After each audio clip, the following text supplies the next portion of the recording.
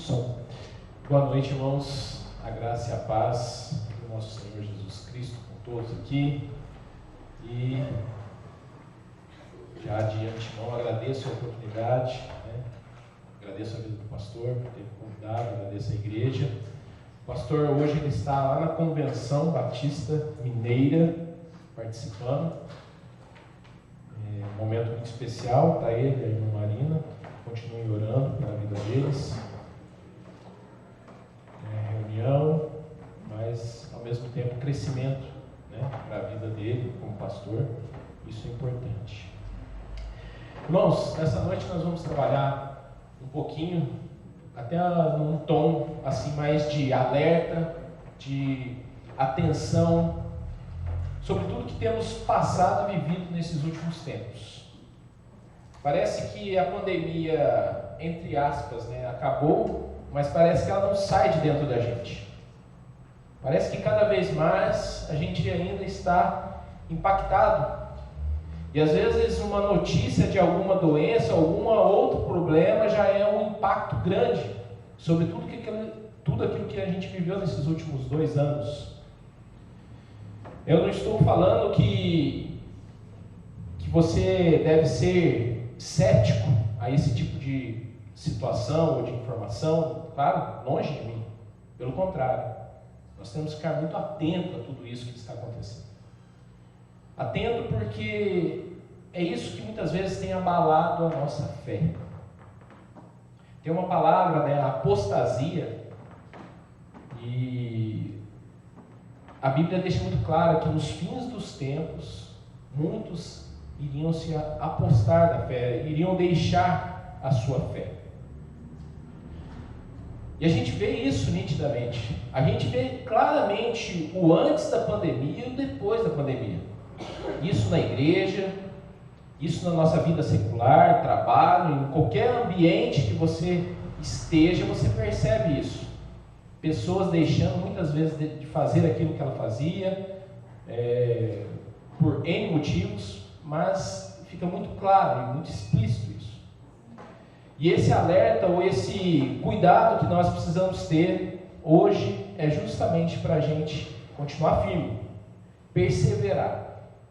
E eu fico encantado com o Espírito Santo, porque desde o primeiro momento que a gente esteve aqui dentro, na primeira mensagem, a primeira leitura da palavra, oração, parece que tudo está conduzindo, o Espírito Santo está conduzindo tudo para que nós percebemos que isso é fundamental na nossa vida, ter uma vida de fé pautada no nosso Cristo Salvador. E esse é o convite para você nessa noite. Esse é o convite para mim e para você, para a gente continuarmos firmes. E uma das coisas que eu tenho percebido, isso é algo que não só eu, mas a gente acaba lendo algumas coisas, acaba vendo algumas coisas, e você também já deve ter visto isso, mas neste tempo que temos passado, a gente tem percebido uma proposta de evangelho muito fácil, um evangelho que vai muito contra aquilo que Cristo pregava. E a gente precisa tomar muito cuidado para a gente não cair nessa, para a gente não entrar nesse tipo de situação. E eu destaco alguns pontos aqui antes da gente ler o texto, mas a gente percebe muitas vezes uma imaturidade cristã. Às vezes a gente percebe discussões sem propósitos até no meio cristão, porque lá na sociedade ou no ambiente de trabalho, às vezes tem umas discussões tolas, mas quando isso chega no nosso meio, no meio cristão, parece absurdo. E às vezes você vê nas redes sociais coisas que estão sendo discutidas muito básicas ou simples, que não precisariam perder tempo com isso. A gente vê um desrespeito total, constante, em todos os níveis de relacionamento. E a gente vê também, muitas vezes, crentes, nós até, negligenciando princípios básicos da vida cristã. com certeza nós estamos aproximando do fim. Isso é fato, com certeza. E isso só nos leva a esse alerta sobre essa responsabilidade e o desafio que a gente tem daqui por diante. Eu creio que cada vez mais seremos colocados à prova daquilo que cremos e professamos. Às vezes crer e não professar, né? Você pode crer, mas às vezes você não professa aquilo, você não testemunha daquilo. Então é algo que a gente precisa começar a praticar, né?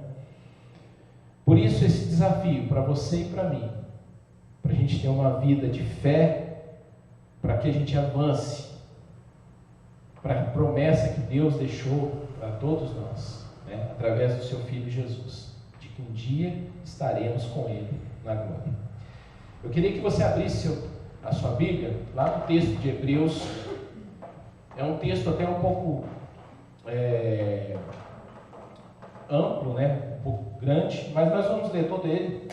Hebreus 5, dos versículos 11 até o capítulo 6, versículo 12. Eu queria ler todo esse texto com vocês. E é um alerta, essa advertência, né? O autor de Hebreus, ele foi muito enfático quando ele trouxe isso para a igreja naquele momento, e vai servir para nós nessa noite. Acompanhe comigo. Quanto a isso, temos muito que dizer, coisas difíceis de explicar, porque vocês se tornaram lentos para aprender, embora a esta altura já devessem ser mestres. Vocês precisam de alguém que lhes ensine novamente os princípios elementares da palavra de Deus? Então, estão precisando de leite e não de alimento sólido? Quem se alimenta de leite ainda é criança e não tem experiência no ensino da justiça.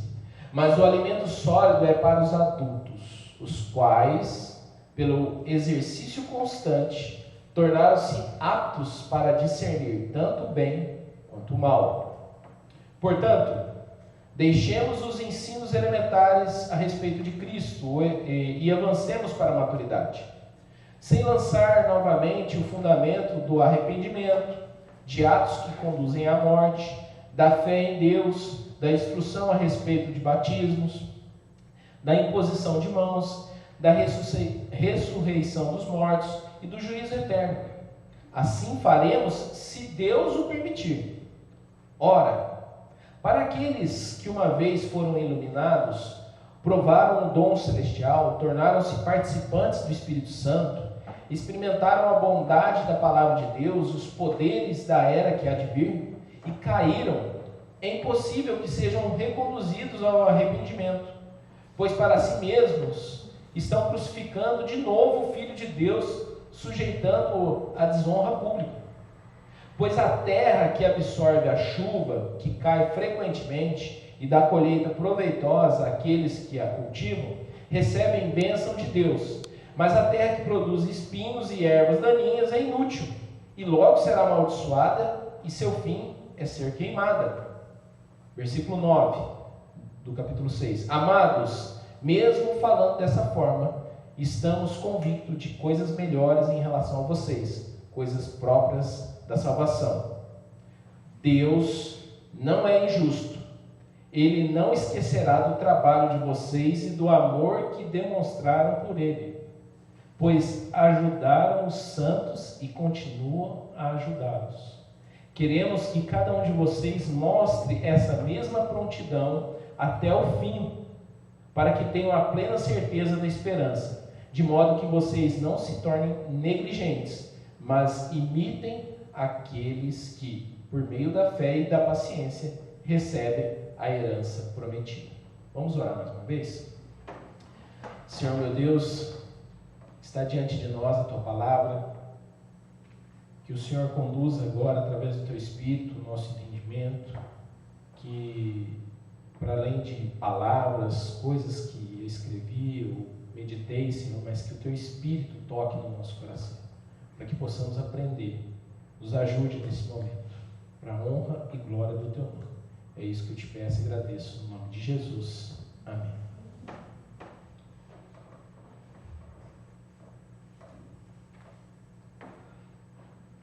Irmãos, antes da gente entrar propriamente no texto, só fazer uma pequena abordagem desse livro de Hebreus, né?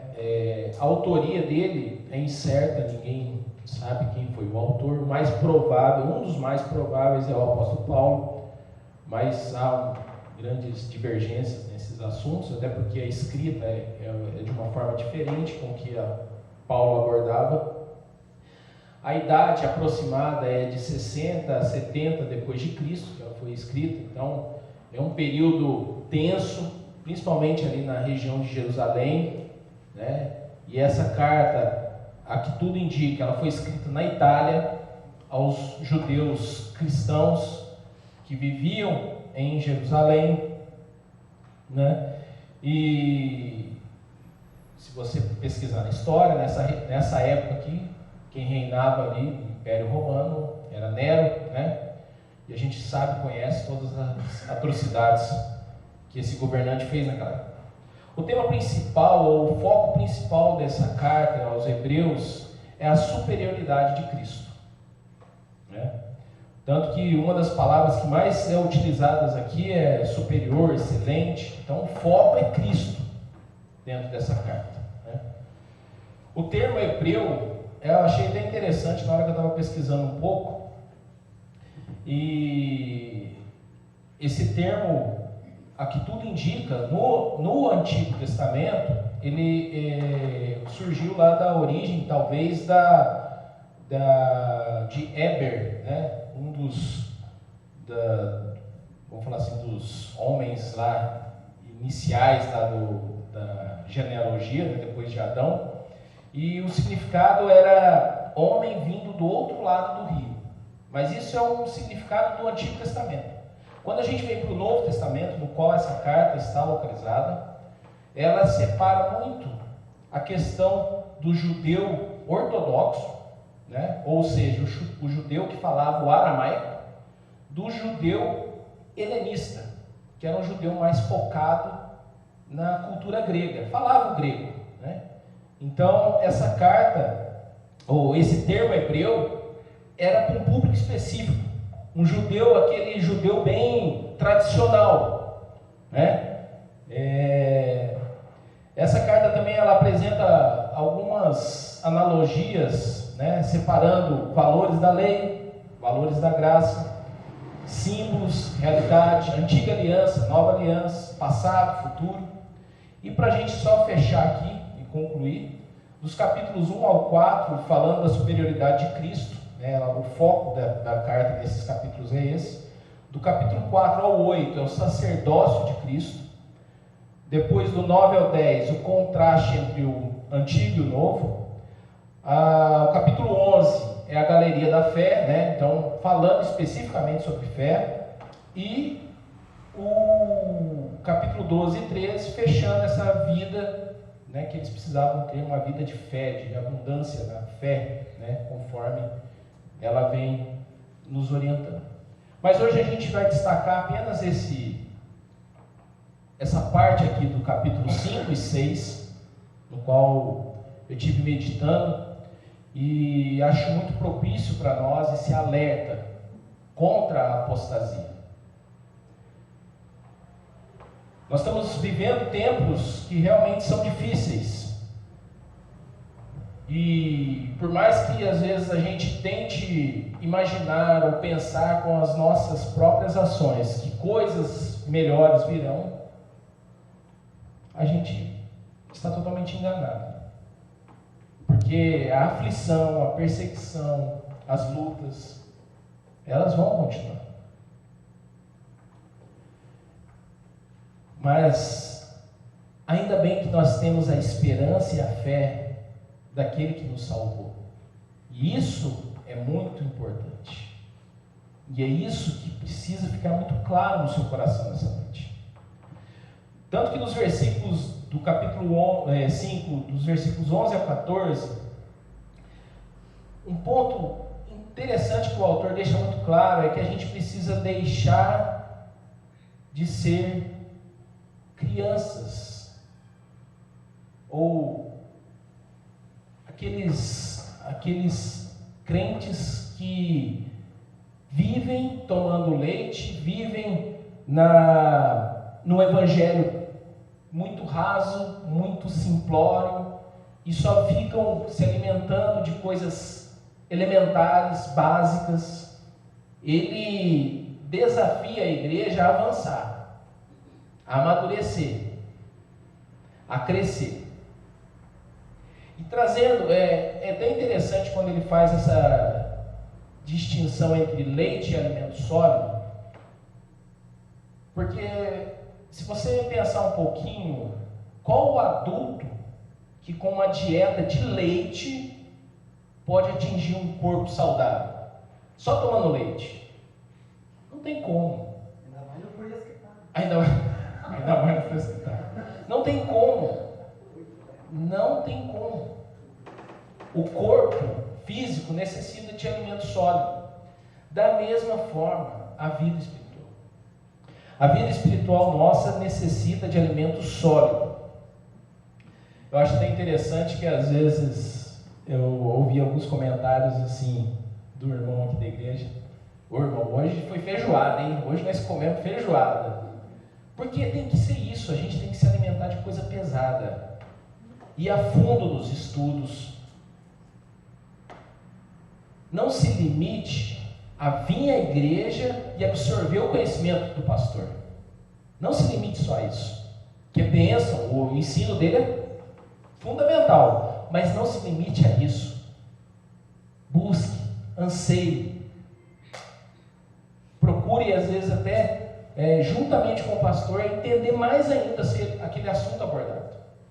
Você vai ver como isso é fundamental na sua vida e no seu crescimento espiritual. A metáfora leite e alimento sólido também está destacada lá em 1 Coríntios 3, dos versículos 1 e 2.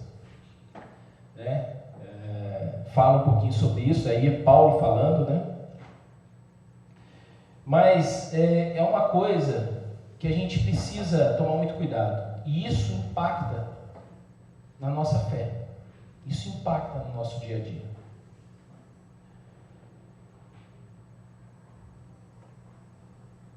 O homem que deseja crescer espiritualmente, né, como eu falei, não ficará numa dieta de leite, mas sim deseja um alimento sólido para o seu amadurecimento.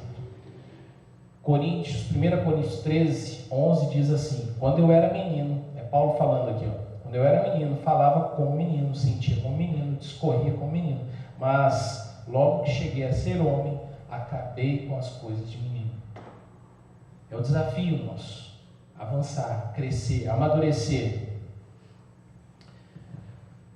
Quando a gente vai para o capítulo 6, dos versículos 1 ao 3, o autor vem destacando quais eram esses fundamentos ou esses ensinos básicos que a igreja lá estava muito focada e procurando muito repetidamente o ensino em cima disso. E o autor fala assim: não, gente, já está na hora da gente sair disso aí. Vamos avançar, vamos crescer. Ele cita aí a questão do arrependimento, da fé em Deus, o batismo, imposição das mãos, ressurreição, juízo. Eram coisas elementares que já não eram para ter dúvidas. Mas a igreja ainda estava patinando nisso aí. Esses ensinos não poderiam ser mais matéria de dúvidas, né? Como se tivesse constantemente de ser aprendido. Teriam que avançar, teriam que crescer. Todo progresso, e assim, aqueles que procuram isso, esse crescimento, vão muito além de apenas o início.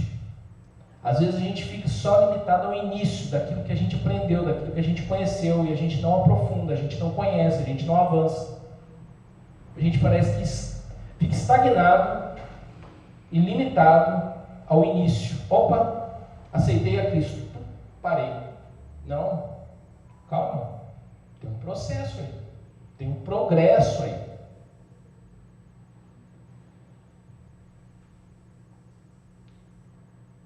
A nossa caminhada cristã é um processo, é um movimento. O pastor gosta muito de falar isso, eu acho interessante, que a vida nossa cristã, como igreja, individualmente, familiar, tal, é um movimento.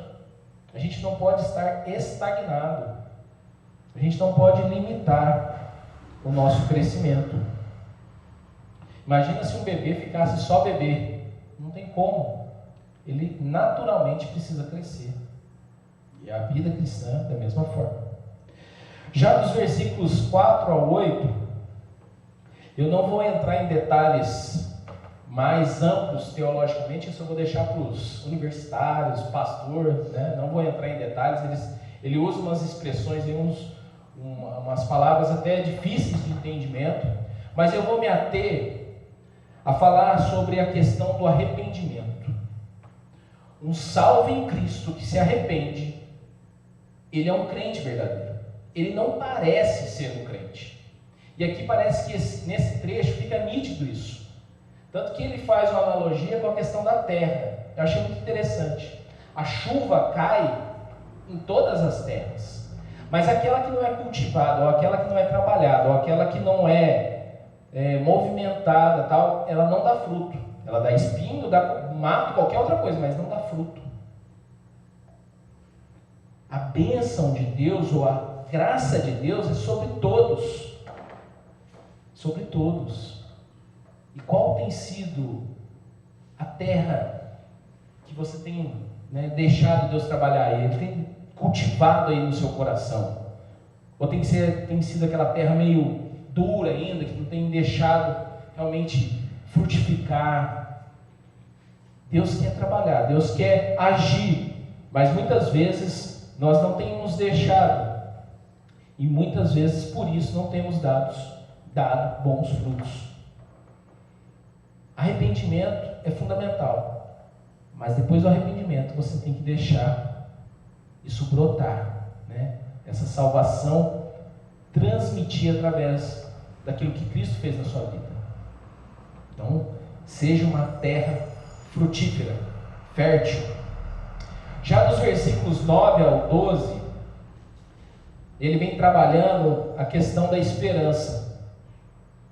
E usa até uma palavra que Deus não é injusto.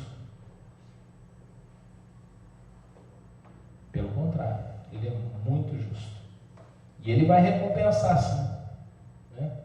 Quando fala de herança, aqui no finalzinho, recebem a herança prometida.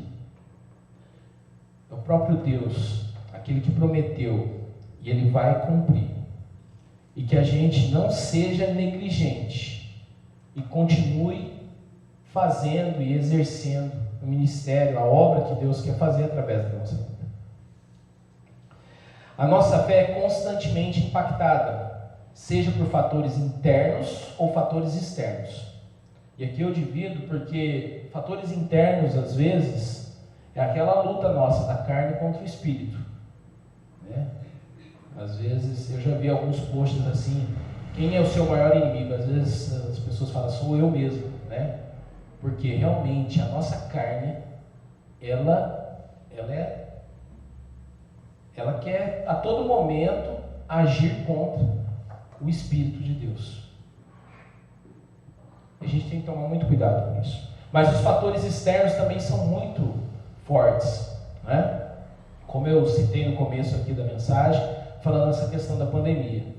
A gente vê nitidamente, a gente repara isso muito, fica muito nítido para nós. Mas Cristo, ao interceder pelos seus discípulos, não só pelos discípulos, mas por nós hoje, lá em João 16:33, ele deixa muito claro que a aflição a gente ia ter, as lutas iam continuar. Por isso precisamos permanecer firmes, pautados numa fé autêntica e verdadeira de Cristo. E eu queria destacar 3 pontos básicos de todo esse texto que nós lemos, que vai ajudar você nesse alerta contra a apostasia, a não desanimar, a não fraquejar, apesar das circunstâncias, apesar das dificuldades. O primeiro ponto é que precisamos avançar na maturidade. Como eu disse, já destaquei, não se limite a vir e aprender somente aquilo que o pregador está falando aqui e tal. Avance nisso, procure, estude, né? Hoje a gente tem uma bênção, assim, posso falar, né, em relação aos nossos irmãos do passado, que é a quantidade de informação, informações boas. É claro que na internet você tem que dar uma filtrada, tá, irmãos? Não vai absorvendo qualquer coisa não, mas tem muito material bom, tem muita pregação, muito estudioso, muita gente comentando, né, textos como esse que eu li nessa noite, e que são fundamentais para o nosso crescimento. Então, avance, procure um alimento sólido, procure crescer mais. Precisamos, né, dessa maturidade. Outro ponto, o segundo ponto, é a questão da nossa postura. Será que nós estamos mais parecidos com crentes ou sendo crentes autênticos, verdadeiros?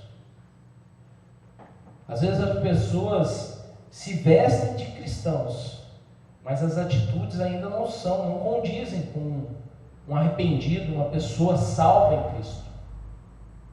Precisamos tirar muitas vezes essa roupagem de crente e ser um crente autêntico mesmo, né? Não uma imitação. Que a gente possa ser uma terra fértil para que Deus trabalhe em todas as áreas da nossa vida, todas, da mente, coração, tudo. Não se limite a não deixar o trabalhar de Deus por completo no seu ser. E grandes coisas Ele quer fazer através da sua vida. No ambiente que você está, às vezes de trabalho, de estudo, é você que é o agente, é você que é o reino de Deus ali naquele ambiente. Então não limite, não deixe de que Deus trabalhe, né, naquilo que Ele precisa trabalhar no seu ser, por completo. E terceiro, a nossa esperança. Aonde que ela está focada? Será que eu estou limitando também a minha esperança naquilo que eu estou vendo e vivendo aqui na terra? Precisamos continuar com a visão do céu, visão daquilo que Deus prometeu, que Ele vai cumprir, e focar nisso. Às vezes os nossos olhos estão muito terrenos, muito atentos naquilo que nós estamos vivendo no nosso dia a dia, e por isso que às vezes a nossa fé é abalada. E eu falo por experiência própria, irmãos. Não deixe, não se limite, não deixe a sua visão ficar apenas naquilo que a gente vê, né? Naquilo que a gente tem vivido no nosso dia a dia. Neste texto nós percebemos claramente os problemas enfrentados pelos cristãos judeus daquela época, né? As crises, o tempo que estavam vivendo, a falta de esperança. Parece muito atual isso, parece? E nós, nosso tempo, nossa geração, será que nós ainda vamos continuar no evangelho raso, em questões elementares, básicas, sendo motivo de discussões, gerando polêmica? O alerta é para que nós avancemos nessa questão do ensino, da nossa postura e da nossa esperança. Esse é o desafio para você. É um alerta para não desanimar, para não fraquejar a sua fé. Procure avançar no ensino, um crescimento maduro diante de Deus, daquilo que Ele quer continuar trabalhando na sua vida. Procure ter uma postura de obediência e testemunho. E os olhos, a esperança, focado no céu.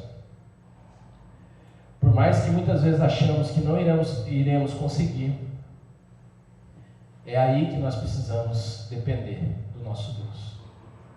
Porque é Ele que opera tanto querer como realizar.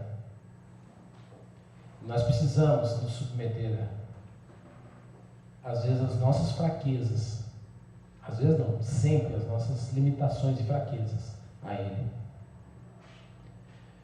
Os ataques continuarão, mas precisamos continuar firmes, convictos daquilo que cremos e professamos,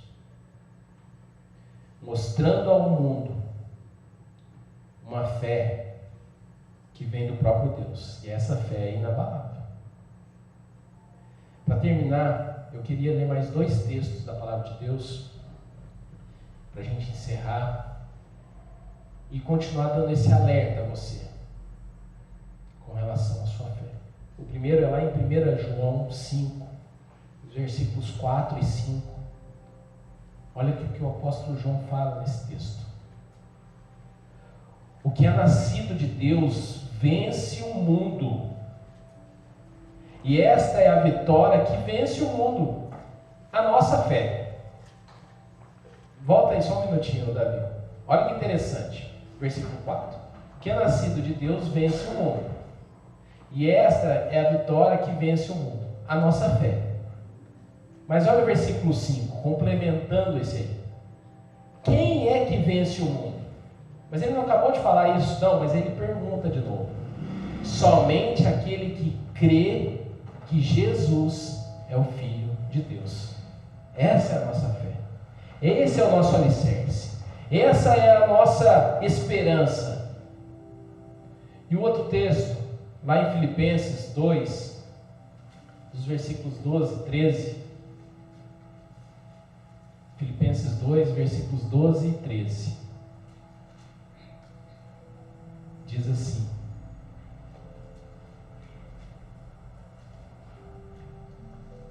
assim, meus amados, como sempre vocês obedeceram, não apenas na minha presença, porém muito mais agora na minha ausência, ponham em ação a salvação de vocês com temor e tremor. Versículo 13: pois é Deus quem efetua em vocês tanto o querer quanto o realizar, de acordo com a boa vontade dele. Está desanimado? Está aflito? Vá diante de Deus, ore, busque. Senhor, eu preciso que a minha fé realmente seja sustentada por Ti. Ore, procure, e isso vai continuar ajudando você a avançar e a progredir na caminhada cristã. Amém? Vamos nos colocar de pé. Mais uma vez agradeço a presença de todos. Que Deus continue nos ajudando nessa caminhada, que é fundamental para a nossa vida. Amém? Oremos. Senhor, obrigado por mais essa noite. Obrigado porque o Senhor tem nos permitido ter essa liberdade de culto, de falar da Tua palavra, expressar através da Tua palavra o Teu ensino. Mas que muito mais do que aquilo que ouvimos aqui nessa noite, Senhor, possamos praticar, Senhor. E aí é um desafio nosso, dos meus irmãos aqui, Senhor.